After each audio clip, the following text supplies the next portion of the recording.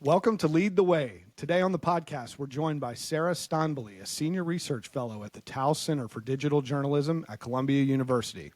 Sarah studies the evolving world of local journalism, looking closely at how technology, society, and public institutions are reshaping the way we get civic information. She's been at the forefront of tracking what's working, what's not, and what the future could look like for local news in America. Sarah, thanks for making the time for us today. My pleasure. Thanks for having me. I just want to start. I really want to understand why you would take this path, this academic path, in studying local journalism, local news in America. What's the draw there? You know, it's been a journey. It's been an evolution. I'm a sociologist by training. So I've always been interested in, sort of like how different forces shape what we are as a society. That sort of morphed into journalism because I, at some point, was studying social movements, I think it was, and I realized like how important journalism was to social movements and media in general. And that sort of became like an obsession. And I said, you know what, let me just focus on journalism. And then for a while, it was national political journalism. And kind of at this fortuitous moment, local journalism, well, fortuitous for me, kind of imploded. And I was right there. So I was really happy to be on the front lines and sort of, able to, do anything I could to better understand it, help industry better understand it, help, media policy become more responsive. And I think it is a really interesting moment to be, sort of doing what I'm doing. So I continue to love doing it. Yeah, and sorry to backtrack real quick, but you just said something that I found really interesting. You mentioned journalism shaping social movements. Can you just kind of expand on that a little bit? Sure, absolutely. So I was studying the civil rights movement and like sort of the women's movements of the 60s and 70s. And, it was a moment, right, when authority of all types was being questioned and media were very much kind of at the forefront of that. At a certain point in the 60s, and I don't remember the exact year, it was still only like 2.5 networks. ABC was like kind of barely a network news outlet. And there were like 3 national newspapers. It was the New York Times and, the Washington Post, and I don't even think USA Today yet. But, in other words, anyone that had a media outlet had a megaphone. And it was super influential. I mean, you think back to like the images of the march on the bridge with the dogs, and that became like on every nightly newscast and really shaped kind of the course of history in that way. And by bringing awareness. And so it was such a different moment now. And I think back on it because, it's kind of like we all have megaphones now. There's no such thing as a broadcast anymore. I mean, there are people who are super influential, but it's not the way it was. It's just such a fragmented audience now. It feels like the consumers are so much more aware as well of where their journalism is coming from, of who's funding it, is what their beliefs are, what their politics are. Feels like things have changed rapidly. Is that just me? Has it always been? I know we've had journalistic stories over the years, and journalists have made the news, and journalists have brought down presidents before, but it really feels like a rapidly changing landscape for journalism in the world right now. I think that's exactly right. And it's so interesting to me because when I first started studying journalism, which was, almost 20 years ago at this point, it was called like media criticism. We were just understanding that news routines shape what becomes news. Or like it was kind of like this really exciting moment to be saying like, well, okay, so if all of the journalists in the Washington press corps are elites and they're studying elites, like the stuff they write is going to be for and by elites, and it was kind of like this moment where journalism itself became the story, right? And that has only become more so today, like you said. So the public is more aware, although it's funny because like in some Pew polls that come out recently, 6 months ago, I think, people don't realize that their local outlets are still struggling, are struggling at all because they see like, oh, the Washington Post is owned by Bezos, and the New York Times just passed like 300 million subscriptions or whatever, and it doesn't really like, it's hard to like make that differentiation, which I think a lot of people still don't. Like, oh, well, the local news outlets aren't doing that great. Do people still care about local news? I think people do. I think there will always be people who want to know what's going on in their communities, who need to know what their schools are doing, their school boards are doing, what the high school sports are doing. People love seeing their kid in the newspaper or, on this website. And accountability for those people in power at the local level is so important. I mean, it's study after study shows that just the mere presence of a journalist at a municipal board meeting, over time compared to a town that doesn't have any local journalists, there's less corruption or money is spent more wisely and that sort of thing. So yes, I do think people will always care. I think there will always be people who want to be local journalists as well, and journalists in general. So it's just a matter of like finding the way to sustain it, and making people care about sustaining it in addition to the news that they produce. Yeah. I mean, I think it's one of the things that we are so focused on right now, and that I find like really interesting for the time that we're living in, is just, as you described, the media ecosystem is just so much more fragmented than it used to be. And I guess I'm kind of curious, what does a sustainable business model look like in that environment, right? Like how does a local organization that's trying to cover local issues with the, that real local perspective, how do they sustain themselves, given all of the constraints that they're under now, and given all of the different sources of information that everybody has at their fingertips? Yeah, there's so many different angles into this question. One of the things that the research I do, for example, has found over and over again is that local news outlets have no trouble sustaining themselves in affluent communities, right, in, population dense cities, in places where there's a strong business base that can advertise. So there are certain communities that are more likely than not, like always going to have, if not thriving, sustainable local news outlets. It's the communities that are more rural, or the pockets of big cities where the people are less affluent, or there's no broadband. It's the last mile problem of getting broadband to people, and like printing is so expensive. It's hard to believe there's still places without broadband. Oh, there's a county in New Jersey that still doesn't have broadband. Like 80% of it doesn't have broadband. Wow. Yeah, because it's rural, and like it's when you make it when you allow for-profit companies to decide whether they can do broadband or not, there's no return on the investment, because people, they're very poor and very rural communities, so it costs a ton of money to roll it out, and there's only like 10 households paying for it or something. I mean, it's just like the cost benefit analysis doesn't add up if it's purely based on profit for these companies that have, the ability to give them broadband. So to answer your question though, so there are certain communities that will always have it. The business model is easy there, right? It's like go to a rich town and sell your ads, and but so it's really those communities that are less affluent and less population dense. Well, you have done information desert mapping.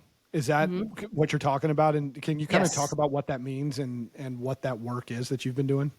Yep, totally. So, as sort of people have become more aware of journalism, the struggles of local journalism specifically, news ecosystem mapping kind of took off at roughly the same time, because these journalism support organizations and philanthropies that wanted to, help solve this problem of the sustainable business model. And it had to do also with the arrival of the internet, and all these things sort of were a confluence of at the same moment. Ecosystem mapping kind of took off because people didn't know what was where.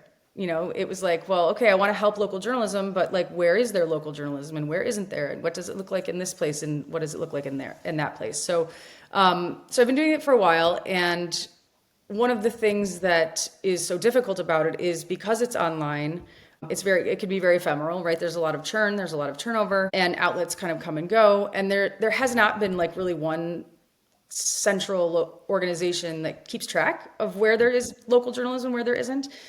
But now you have all these different maps springing up all over the place. And what they do is, right, you keep track of where the local journalism is, who's being served, what their business model is, or whatever you choose to, keep track of. And it shows very clearly to funders and journalism support organizations where intervention is needed. Media policy benefits from, sort of having a lay of the land as well.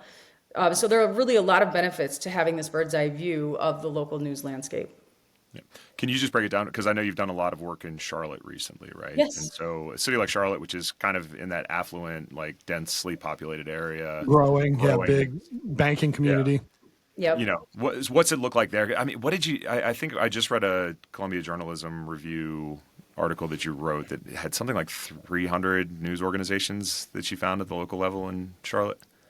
300 nonprofits. Nonprofits. Okay. Yes. And I Yeah. think like 25 or I don't remember. So the numbers are different now because we've discovered more. I think it was 20 or 30 local news outlets, but a lot. You're right. Yep. What is really interesting about Charlotte is that, and this gets the, sort of the in the weeds news mapping stuff, but like it really matters what geographic unit of you're looking at, because you can imagine in a state like New Jersey, for example, that's very densely populated. There are 27 counties, but there are 564 municipalities. And the municipality is really the level at which life is lived, because it's where your school is and where your businesses are and whatever. So when you map local news in New Jersey, you really have to look at the level of the municipality. It really doesn't mean very much to say anything about the county. I live, for example, part-time in Essex County, New Jersey, which includes not only Montclair, New Jersey, which is where a lot of New York Times journalists live. It's like very leafy and 12 miles west of New York City, but also Newark. So to say anything about this Essex County doesn't really get you anywhere. Similarly in Charlotte, it's one city and that's one way of looking at it, but there are so many pockets of difference in Charlotte in terms of things that matter for local news provision, like we were just talking about, like affluence and broadband accessibility and that sort of thing. So one of the visualizations that people who live there use is of the wedge and the crescent. So Charlotte, I think one of your Parker, maybe you're familiar. I have ties to Charlotte. Yes, yeah. Yeah, right. I'm from North Carolina and have lived in Charlotte before. Right. So The wedge and the crescent. This is something that I hear over and over again in my discussions with people who live there. And the wedge is like the very wealthy, like Dilworth and like other communities that are very well off. And then the crescent is like the rest of the city where it's very much less so. you have the banking industry very centralized in that Yeah. wedge that you're referring to, and then once you get outside of it, it's an entirely different city. Right. And it's still all Charlotte. So it's really like the level. So we're looking now at the census tract level, which is incredibly micro. It's like, it can be a matter of a few city square blocks. And there are like 75 census tracts that make up Charlotte. So there's a lot of difference within those 75 different units of analysis. Speaking of New Jersey, I want to kind of get into some of your expertise and into the monetization that you talk about. There's public funding in New Jersey, and I believe it's called the New Jersey Civic Information Consortium. Yep. Is that a blueprint for that? Tell us a little bit about that, what that is, and if that is a potential blueprint for other places in the country.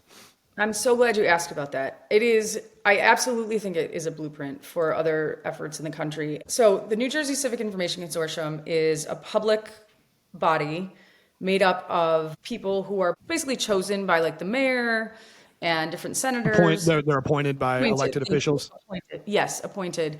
And then there are like 7 universities, and each of those universities choose representatives to the consortium. So it's a big body of people who have some area of expertise that contributes to like local news and information. And each year they're given some amount of money by the state government in the budget.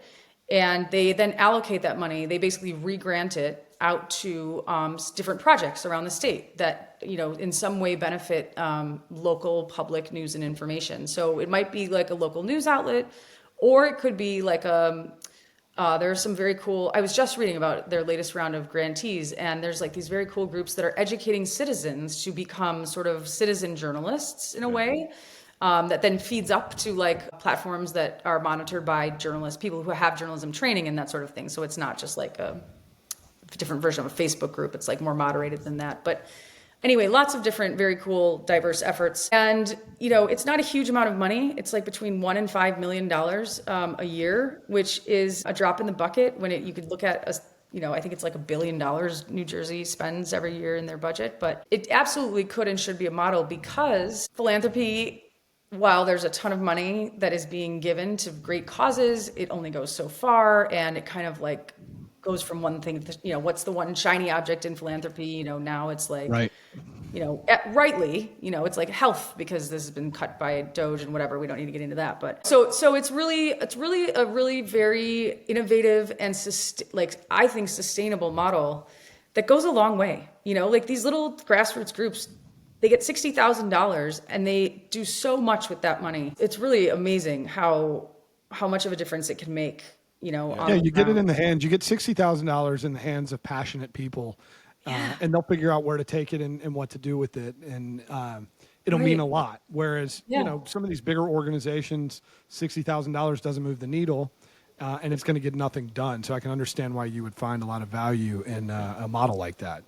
Mm-hmm. Yeah, and I'm actually kind of curious if you can talk a little bit about the outcomes that you're seeing from those programs, and because like.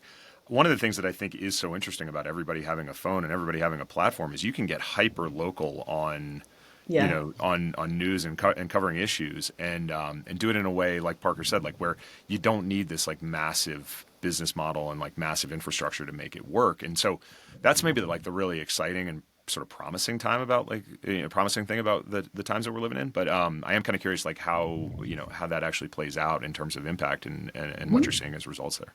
Yeah, for sure. It is a really exciting time. I think there's a lot of reasons to be optimistic. And so one of the things the consortium does, and I know this intimately because I used to do this for them, is impact tracking. And it's tough. Impact tracking is difficult for anyone who's ever had to do this because it's, impact can be it can ripple very far away from the organization, and it's very difficult to learn about and then to track and that sort of thing. But there are outcomes. Like I said, it's X number of people in the community trained, and they show up at the municipal meeting and they take notes. There's this great organization called Documenters, which is they've now like expanded to 30 some cities, and they have they train people and they pay them to show up at meetings. They take notes on the meeting. They upload them to this platform, and then any journalism outlet can use those notes. And so that's like a really great example. That's really cool. Yeah, and it just puts, people feel empowered, they feel engaged. There's people being held to account. It's all the things that we want from watchdog journalism at the local level. And then there's this great organization called Hope Loft in New Jersey, which is a New Jersey Civic Information Consortium grantee. They are like a wraparound social services organization. But part of the thing they do is, again, they train the people who come through the doors on media literacy, on interviewing skills, on things that will get them places in life other than just journalism, but that may end up taking them into journalism. And they have had several cases where, people have gotten jobs, people have gone into journalism. So it's just, and they document this all on their website. They put their impact reports up every year. And it's just a very, very cool way to, take a little bit of money and make it go a long way. We've had, go ahead. I'm sitting here in the dark. I don't know what just happened, but at least I've got an internet connection still. So. You kind of look, like you're being interviewed by a journalist for a very important story there, Morgan. Really. Wonderful. There's, I have a question sort of, it's more of a question, comment, a topic, sort of to what you're talking about. And you think about the training and giving people sort of the tools to do journalistic type of work. I live in Charleston, South Carolina now. There's a guy here, Instagram fed me one of his videos. It's been 6 months or a year now since I started watching it. And he's a real estate agent, but he was doing reporting on a development. And it was a really popular video. His report was really good. He was telling people about something new that was being built here. Now, this guy has basically become the go-to journalist in town. Everyone I know that lives here follows this guy. He breaks stories. He breaks stories before the local paper on a pretty regular basis. I know he ran into some trouble with the local newspaper here because he was using images that they had to help tell his stories on the video, on his videos. But I love it when this guy comes on. At the end of the day, he's just trying to sell more real estate, and he's using it to network and just show that he's an expert on the town. And this is why you should come to him to either buy or sell. To be honest, I don't know if he's a commercial broker or residential, but I'm often, I'm like, this guy is really doing it here. Is that the kind of thing we're seeing? Is that a more popular thing? And I understand his monetization model might be a little bit different because he's hoping to sell real estate and he's putting in this work to market himself. But is that something we're seeing more? Is that journalism is one thing I want to, like, can he ethically call himself a journalist? And two, how popular are things like that, popping up across the U.S. and outside of the U.S.? Well, that's a perfect example of the reason why I've lately been trying to sort of broaden the frame to say civic information, civic news and not local news and information, civic news, because it kind of like broadens the frame a little bit to include perhaps those information purveyors who might not have gone to J school or are not calling themselves journalists even, but providing nevertheless really important, impactful civic information at a local level. And this is exactly the kind of person who I'm trying to capture in my Charlotte study.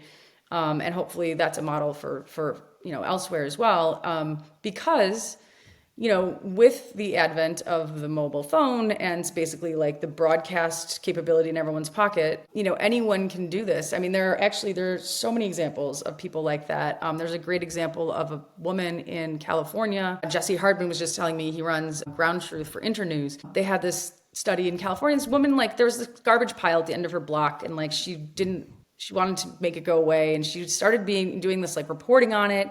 It got in front of the municipal board. They ended up having people outside chanting about it, and she made it go away because she was just on her Facebook group or whatever, talking about this all the time and who's responsible and that sort of thing. So it's those types of people who are sort of, I don't want to get into the debate about whether it's journalism or not.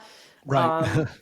Frankly, I don't think it really matters in the end, because it's like, does it have impact? Like, is it, but is it in like the ethic of journalism? I guess I would say, is it an act of journalism? Right. Well, I know you hear a lot of, like, in the movies or whatever, when you hear people talking about journalism, there is an ethical code. I assume that journalists, Right. I haven't been to J sure. school or really know what that may be, but I do think there probably are some ethics involved with, is this real journalism or not? But I totally understand what you're saying.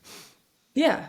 Yeah. And so I just think, but I think the scope has broadened to such an extent that, I think that this information that people are providing, if it's in, like I said, sort of in the ethic of journalism and with the intention, providing public, I mean, I think that's the main difference, right? Is like, are you providing information that's meant to be consumed by people other than just your friends and family? Is it like for the public good? That's generally like a major distinguishing feature. And so if that is the intent and that is like the impact, then yes, I mean, let's treat it on par. Especially in these studies where, okay, you're identified as being a civic information provider, you might now be eligible to receive grant money or something like that. You know what I mean? It's like it feels more egalitarian in that way. Yeah. I mean, we call ourselves podcasters, I think you could get away with that. They'll give anybody a platform. Well, okay. So one of the things that we actually, LeadWire really cares a lot about is being able to monetize that, because we do think if people can monetize it, you're going to get better information. And because they can build a living around it, they can spend time on the research, they can spend time on the studying, they can actually do interviews, and they can focus on what it is versus churn and burn, put it out there trying to sell something else. How does monetization look these days with journalism? Are we stuck with anybody and everybody giving all the information out there, or is it a viable career path for someone to go out there now and spend their time and efforts doing public good? Yeah. I mean, again, it's such a complicated question. I think, yes, the short answer is yes, there is money to be made, and people are making good money doing journalism. Again, the caveat is like, if you're in an affluent town, if you're on a college campus, if you're, a well-known name who decides to start their own Substack or whatever, there are ways to make money. There are also ways to make money as a local journalism outfit. I was just reading this morning about, it's a small locally owned chain out in Idaho and Montana.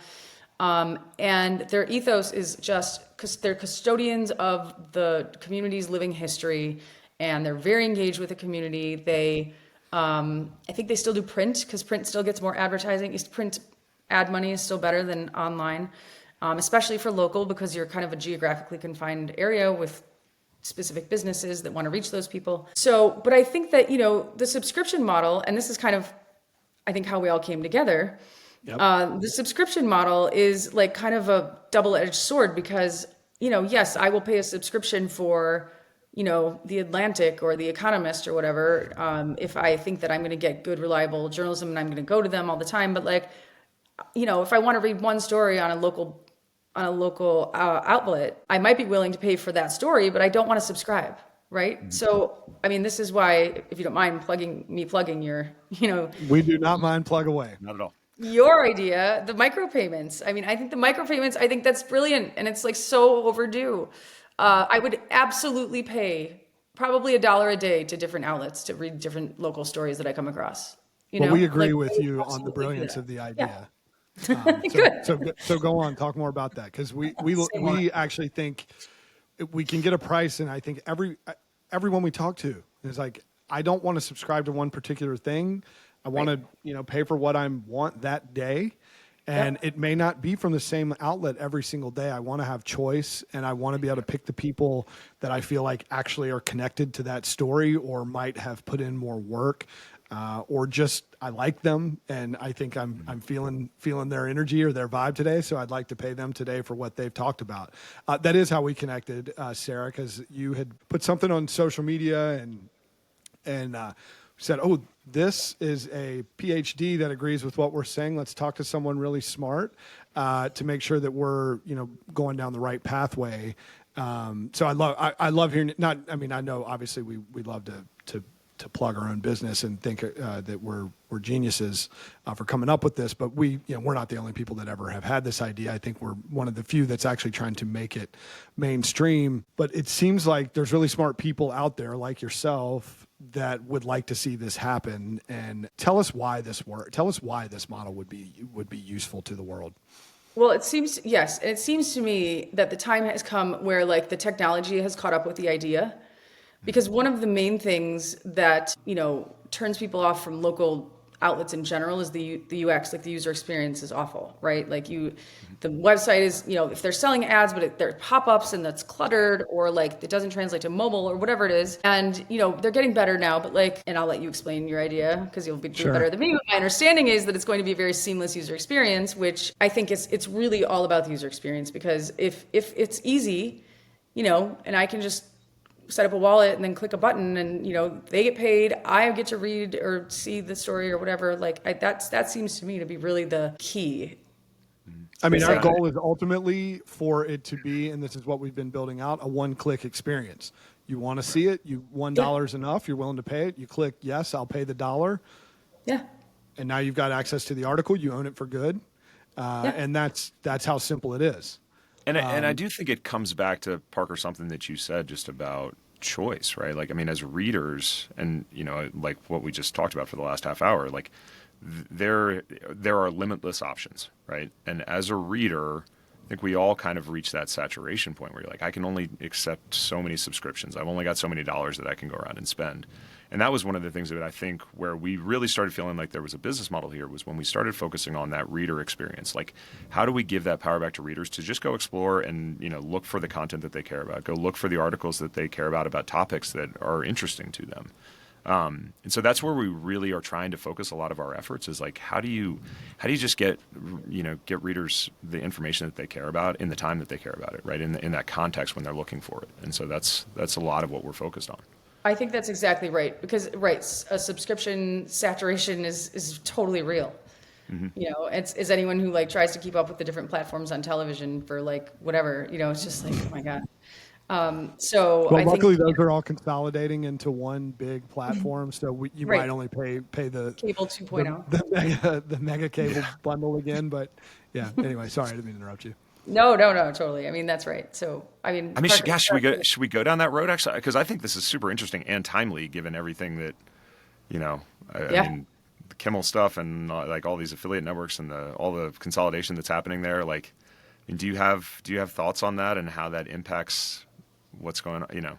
I mean, I have thoughts about it from like sort of a FCC media policy standpoint, because that's something that I've thought about a lot and done work on as well. Which is just that I always try to like remind myself / sort of like, have we been here before? Yes, we have been here before. Like the FCC has been very, not corrupt is too strong perhaps, but I mean, the FCC has been very beholden to big, powerful interests before. And, it's like, it can change, it can go back and forth. So there's that. But yes, it's just, it's a very, one can despair easily about sort of the amount of power that's in the hands, not only of the huge corporations that own the content, but like, the platforms and everything else. I mean, there's zero regulation on them, and that's a huge problem. I mean, they're trying to self-regulate so that they don't become regulated by the government, who doesn't even understand most of what they do anyway. And in terms of like the tech behind it. So it's just it's a moment for despair if one is prone to that. But I do think that we've been here before, and that we'll be fine in the long run, hopefully. Yeah. Well, I think there's also places for people to go now. I think if Jimmy Kimmel had not, and today is September 23rd, so who knows where this story is going to go with in announcing, I believe it was yesterday, that he would be back on the air.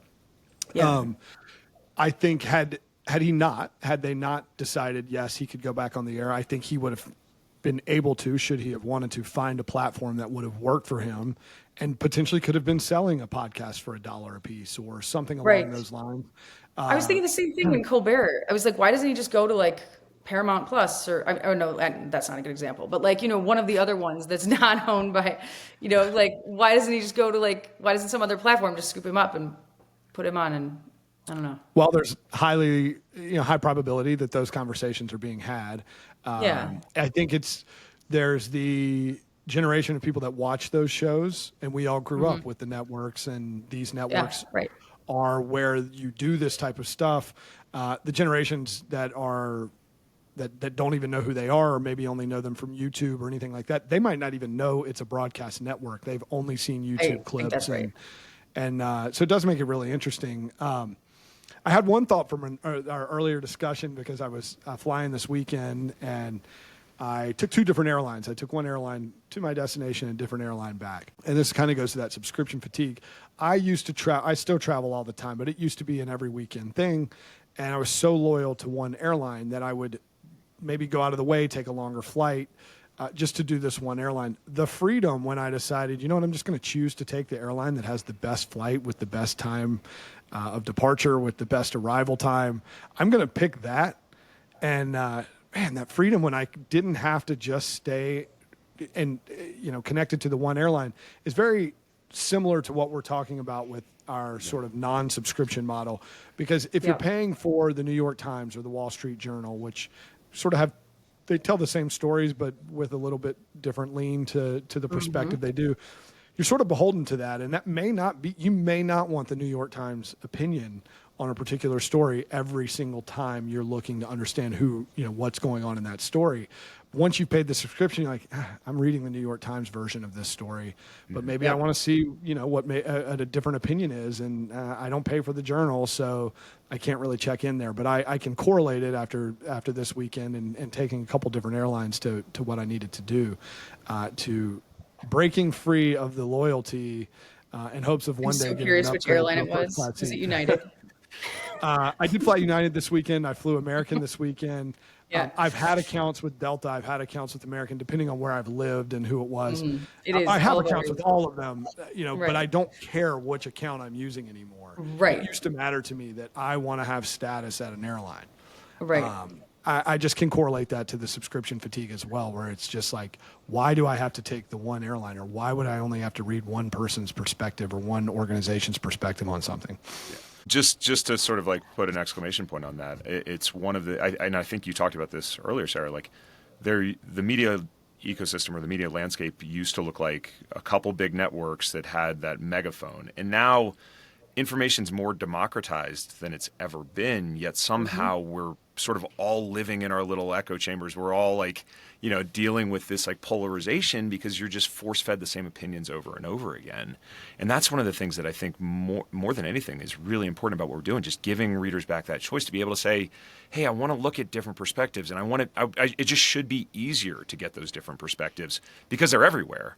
right? Right. But for some reason, we're not getting them, and we all just get the same opinion over and over again, whether it's because of the platform that you're on or because of the way that the algorithms are built. And that to me is, maybe like the real potential of what we're trying to build here that I think could be really valuable and is really important to the mission. I think that's so true, because if you goes back to Parker's example of the Wall Street Journal, I don't subscribe to the Wall Street Journal, but I might want to read an opinion piece that they write, which is going to be different from perhaps what I might normally read. And if I don't have a subscription, then I can't see it. But if I can pay for that one article, then I would do that. I mean, I think it does. Yeah. I think it's part of the echo chamber that we're all living in, because we subscribe to what, mostly aligns with our beliefs or whatever it is. So you're going to pay for that. And now you're locked into that. And you might not get that other perspective that, not that it would necessarily change your opinion or your entire belief system, but you're at least going to have a better understanding of why other people in your orbit are thinking the way they think. But because these subscriptions, we're like, it's like you're locking into what you want, or to what the New York Times, for instance, or what the Wall Street Journal, to what they believe. You're locked in now, and in the group of things you subscribe to. So just this access to more stuff, or you're getting free information that in some cases really good. Like we talked about earlier, you might be getting good free information from people that care and maybe have a different self-interest in mind, or who knows why they're doing what they're doing. But you also get anybody can go out and have their opinion and put it out into the world. And a lot of people, are just taking that because it's free and accessible. We do think that being able to just pay for one article at a time, as simple as that sounds, can change the way people consume, can give people better information, and can really help the conversation that's so important right now. So, and on the local level, I'm thinking about, publishers who, if they have paywalls, which a lot of them are encouraged to have, because it's like, okay, you get a subscriber and then they can, go deeper and all this sort of thing. But if they have paywalls and someone comes to them who might become a regular reader otherwise, but hits a paywall, and then they don't subscribe, now they're gone. Whereas maybe they can pay for one article. Maybe the next week they can pay for one article. And then they say, oh, I like the content here. I want to become a more regular reader. Then they become a subscriber because of that access that was granted to them by the micropayments. Yeah. You seem like you've thought about this a lot, so I'd love to get your opinion, because that's a question that we get from everybody, is like, how do we not cannibalize subscriptions? Because the subscriptions are the lifeblood, right? I mean, I think everybody's like, don't hurt my subscription revenue. If you can find me more revenue somewhere else, great. Don't hurt my subscriptions. So if you were us, if you were sitting in our seats, how would you be thinking about the ways to be a lead generation tool that can provide that long-term value in the form of a subscription, but also generate incremental revenue in the near term while people are testing out the platform? Yeah, I think so. So there's research that shows that subscribers tend to be certain types of people, probably a little bit older, probably with a little bit more spending money or, sort of disposable income, probably people who have a certain level of education. And so those people are probably going to subscribe anyway. Like, you know what I mean? Like those people are your subscribers.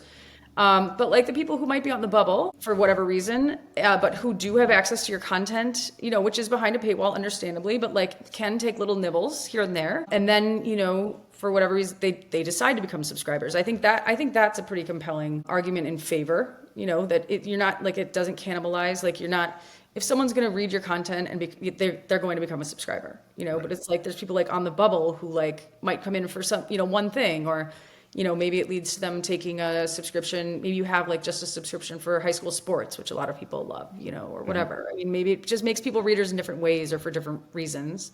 I think also the other thing I was thinking about as we were talking about this is the phenomenon of the newsletter, which is how I get most of my news these days. Like I find a news outlet, if I subscribe or if I don't or whatever, or an aggregator, I sign up for the newsletter. It comes into my inbox every morning, and then I go on to click through from there. And it seems to me that if you are an outlet that is, maybe aggregated, and someone wants to click through just that once from that one newsletter, that one story in that one newsletter, now they can do it. Right. Versus if they're trying to click through and they hit a paywall, then they're not going to read that article that they wanted, Right. So it's just like, don't know. It's We've such actually a no-brainer we've to me. actually found a lot of research that people won't even share links these days if they know that it's going to lead to a paywall, right? Right. Because they're like, my Yeah. buddies aren't going to be able to read this He's anyway, gonna be so able I to read won't. it anyway, so why am I Right. making him feel bad that he doesn't have the subscription? Morgan, Yeah. that happened today. I sent you an article earlier today. I made Yep. sure it wasn't a paywall to something I was already subscribed to before I sent it to you. I'm like, what's the point? You're not Yeah. gonna pay to read that, or you're not Yeah. gonna sign up for it. And so, but luckily it was something I was able to share. I also think about it this way. If you're worried about losing subscribers, there's a really simple way to say, okay, I lost a subscriber, but okay, so either you're not doing good enough Right. because they didn't want to continue to subscribe, or you can look at the evidence that says they unsubscribed and then they bought this high school sports story. Well, let me feed them more high school sports story information because that's what they want to pay for. And so the information that you're getting about what people care about Yes. is huge. The data that comes in from that, whereas with they probably have data from subscription of this person is reading this, and that, but they don't care. It doesn't matter as much. So I believe ultimately they're going to tell you what they want to buy. The market is going to speak for itself. You can end up making more money than just this guaranteed $5 a month, because this person's saying, I want 10 stories about high school football. And I just gave you $10 instead of $5 because, 10 days this week, you gave me the kind of stories I want to read. So Yeah. we struggle with that. I think we struggle because in theory, we get it. It's nice to know. It's nice to know what you can build upon. It's nice to know how many people you can hire against or what you can spend or what your budgets are. But if you get the data of people are paying for this, then you can continue to focus more on give the people what they want. And it's not mutually exclusive. It's not like one or the other. I think I think you can have both. Right. Yeah. I think that's- Yeah, I mean, if you are buying individual articles and you say, "Hey, I'm spending more," this is crazy that I'm spending more on one-offs. I should be subscribing. This is silly. There you go. You've just earned a new subscriber. And there's some things where there's some organizations maybe I don't want to subscribe to just for but my personal mentality is I'm willing to spend $10 a month on $1 articles, even though I could probably have that for $6 a month or $7 a month. But Yeah. I just like knowing that I'm not subscribed, even though that $3 of freedom of I can walk away anytime I want without having to do it. I mean, the New York Times was notorious for how difficult it was to unsubscribe. I believe there's been some regulation and change, but there was a Lawsuits time. about it. Not Yeah, there was a against time them. you couldn't get away from it Yeah. even if you tried. Yeah. So you can see how they feel about their subscribers and how important they are to them. But it's definitely a unique time. Let me change the subject just a little bit because we want to wrap things up. But I know philanthropy has been really important in journalism these days. And is there a push for more philanthropy in journalism? How does that work? And is this just like a passionate group of people that are saying we need more journalism? Does this go back to the consortium we were talking about earlier? I think I said consortium, and I've heard Either way. the smart person on the podcast say it differently. So I will learn how to speak one day. But is philanthropy? Can philanthropy be the future of a big part of what journalism can become? I think it's definitely a big part of it now, and necessarily so, just given like the turmoil and the difficulty in serving these areas that we've talked about that, aren't going to be is able to provide the thriving environment that some local news outlets need. So for them, it's crucial.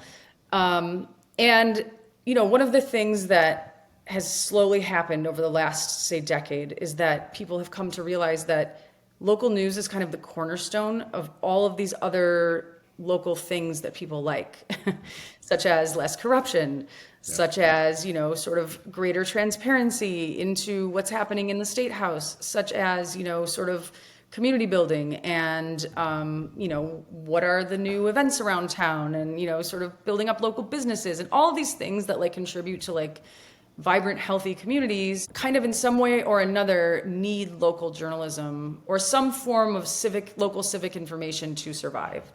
And I think that's the thing that, because there are so many wonderful organizations and philanthropies that fund all of these different local initiatives. And it's like, well, yes, but if no one knows about it and if no one's like, sort of connecting people in a way that kind of only a public sphere can, then like it's not going to succeed. So In that way, I think philanthropy for local journalism in general, but local journalism in particular, because that's sort of my area, has become like sort of absolutely crucial.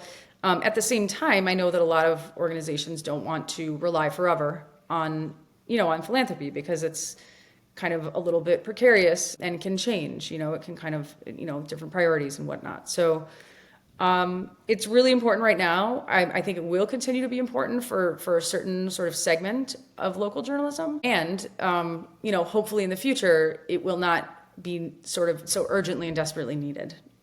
How can we get involved if somebody listening wanted to philanthropically support their community and journalism within their community? Are there ways to get involved? That's a great, yeah. So a lot of places, so Charlotte, for example, has two sort of umbrella organizations. One is called Share Charlotte, and one is called like the North Carolina Center for Nonprofits or something like that, where they have directories of all of the nonprofits serving Charlotte, say. And you can choose like all of the nonprofits that are, serving journalism or like journalism adjacent, and like then you can give or donate or volunteer with those.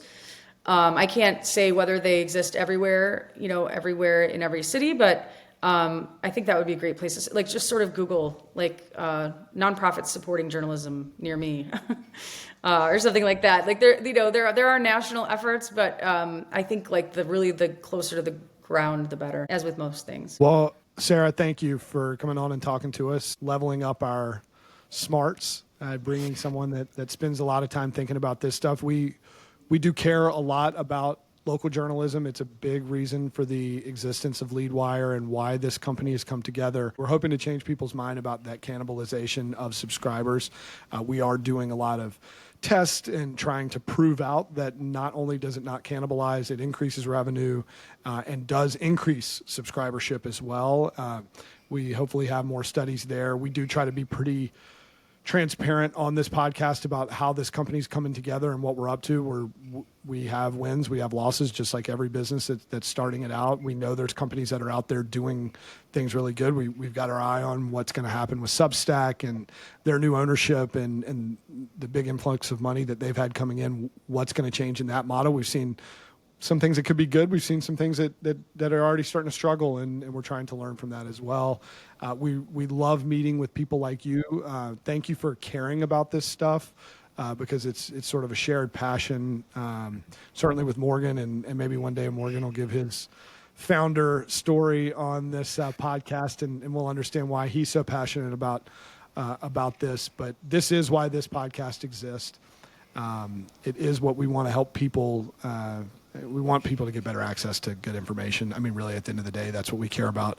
And we want people to have a viable career path as a journalist. So I don't know if you want to add to that, Morgan, as we wrap this up. But Sarah, we're really grateful for you for your time today.